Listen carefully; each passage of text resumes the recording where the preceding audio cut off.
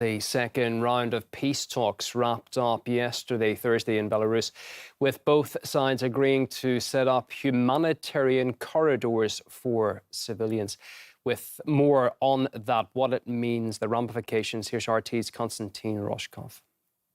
Yes, well, it's pretty significant. These humanitarian corridors are especially needed in urban areas affected by heavy fighting, so that the people there who stranded there can have a safe way to leave.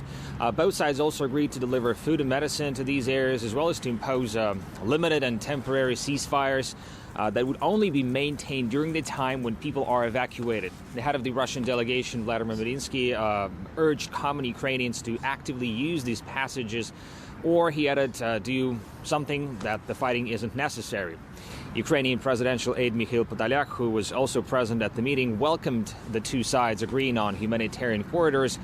However, he said that Kyiv hasn't achieved the goals it sought leading up to this meeting. That means that the fighting in Ukraine will continue.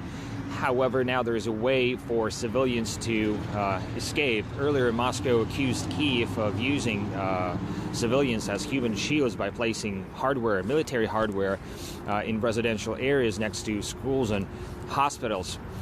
It's also worth noting that the two sides shook hands before the meeting. The head of the Russian delegation, Vladimir Medinsky, was the first to reach out his hand. There's going to be a third round of talks where the two sides will meet up again to firm up these agreements, as well as to put them on paper.